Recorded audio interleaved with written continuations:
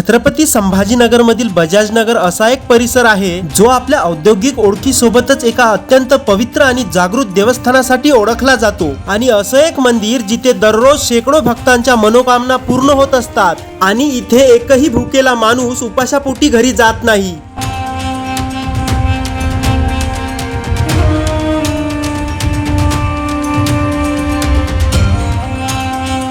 तर नमस्कार मंडळी, कसे आहात तुम्ही सगळे? स्वागत आहे तुमचं आपल्या YouTube चॅनलच्या एक नवीन व्हिडिओ मध्ये। आज आपण आलेलो आहे छत्रपती संभाजीनगर शहराच्या 15 किलोमीटरच्या अंतरावर असलेल्या वाडूज परिसरामध्ये असलेलं एक पवित्र व जागृत ठिकाण म्हणजे हनुमान मंदिर येथे दर्शन घेण्यासाठी। तर आजच्या या व्हिडिओमध्ये आपण भेट देणार आहोत बजाजनगरच्या या प्रसिद्ध जागृत हनुमान मंदिराला। त्याचबरोबर बघणार या मंदिराचा इतिहास, अद्वितीय रचना, सुंदर असा परिसर आणि इथे असलेलं भव्य अन्नपूर्णा महाप्रसादालय। तर चला मग व्हिडिओची सुरुवात करूया।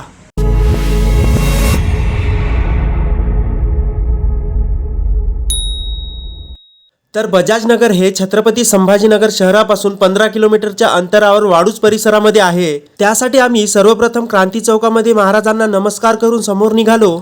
थोडं समोर आल्यानंतर आपण बाबा पेट्रोल पंप असलेल्या चौकापर्यंत पोहोचून जाऊ।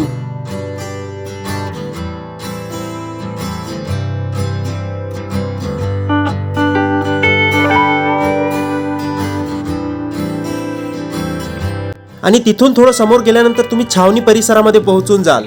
त्यानंतर आपल्याला पुणे हायवेने सरळ समोर जावं लागतं। हे तुम्ही बघू शकता, हा हॉटेल एस क्लब जवळ असलेला फ्लायओव्हर आहे। या फ्लायओव्हर मधून सरळ समोर गेल्यानंतर आपण वाडूज परिसरामध्ये पोहोचून जाऊ। वाडूज मध्ये ओएसिस चौकातून आपल्याला राईट टर्न घ्यावं लागतं आणि त्यानंतर आपण मोरे चौकामध्ये पोहोचून जाऊ। मोरे चौकातून राईट टर्न घेताच आपल्याला एक उंच असा भव्य या मंदिराचा बोर्ड दिसेल आणि तिथून आतमध्ये सरळ 1 किलोमीटर आल्यानंतर तुम्ही या मंदिराजवळ पोहोचून जाल। हे मंदिर अगदी रस्त्याच्या कडेला असल्यामुळे तुम्हाला शोधण्याची गरज नाही व मंदिराच्या बाहेर थोडीशी जागा आहे, तिथे तुम्ही तुमची बाईक व कार पार्क करू शकता।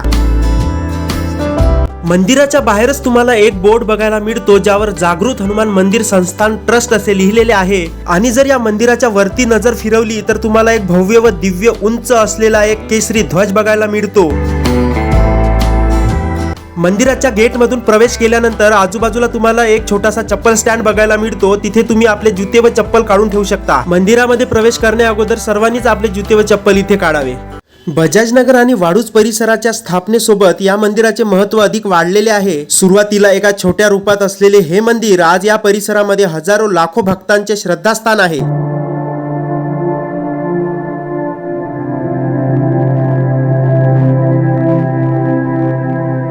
या मंदिराच्या सभा मंडपाची रचना खूप सुंदर आणि देखणी आहे व गर्भगृहावर असलेल्या उंच शिखराची रचना पारंपरिक भारतीय मंदिर वास्तुकलेचा एक उत्कृष्ट नमुना आहे। बाहेरून बघितल्यास तुम्हाला दक्षिण भारतामध्ये असलेल्या मंदिरांची आठवण येईल।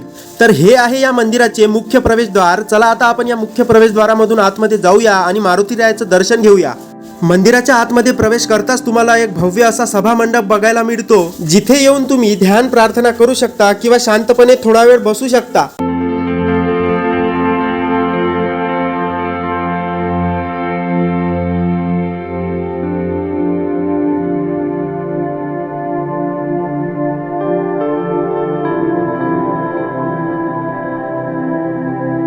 दर्शन पूर्ण झाल्यानंतर तुम्ही मंदिराच्या मागे जाऊ शकता। तिथे तुम्हाला या मंदिराचा मोकळा, शांत व सकारात्मक ऊर्जा देणारा परिसर बघायला मिळतो व तिथे मंदिराच्या अगदी मागच्या बाजूला तुम्हाला अन्नपूर्णेश्वरी अन्नप्रसादालय बघायला मिळते। या मंदिराचे सर्वात मोठे वैशिष्ट्य म्हणजे अन्नदान हे श्रेष्ठ दान आहे या तत्वावर चालणारे अन्नछत्र। म्हणजे या मंदिरामध्ये रोज अगदी कमी पैशामध्ये दोन्ही वेळचे पोटभर जेवण, ते पण सात्विक, सर्वांना मिळते। त्याचबरोबर या मंदिराच्या परिसरामध्ये तुम्हाला अनेक हिरवेगार वृक्ष बघायला मिळतात व लोकांना फिरण्यासाठी, बसण्यासाठी तयार केलेले बाग आणि गार्डन, प्रसन्न वातावरण मनाला भुरळ पाडते। तुम्ही जर या मंदिरामध्ये आलात तर या मंदिरातील स्वच्छ निसर्गरम्य वातावरणामध्ये थोडा वेळ बसायला विसरू नका। वर्षातून येणारे विविध सण जसे हनुमान जयंती, रामनवमी, श्रावण महिना असे उत्साहाने इथे साजरे केले जातात।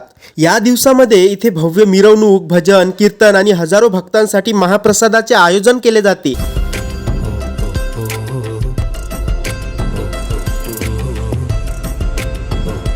तर मंडळी, तुम्ही जर बजाज नगर परिसरामध्ये येत असाल तर या जागृत हनुमान मंदिराला आणि तिथल्या अन्नपूर्णा हॉलला भेट द्यायला विसरू नका. आणि तुम्हाला आमचा हा व्हिडिओ कसा वाटला ते कमेंटमध्ये नक्की सांगायला विसरू नका. व्हिडिओ आवडला असेल तर व्हिडिओला लाईक करा, तुमच्या मित्रपरिवारांसोबत शेअर करा आणि असेच नवनवीन व्हिडिओ बघत राहण्यासाठी आमच्या चॅनलला सबस्क्राईब करा. तर चला मग भेटूया पुढच्या व्हिडिओमध्ये. तोपर्यंत जय श्रीराम, जय बजरंगबली.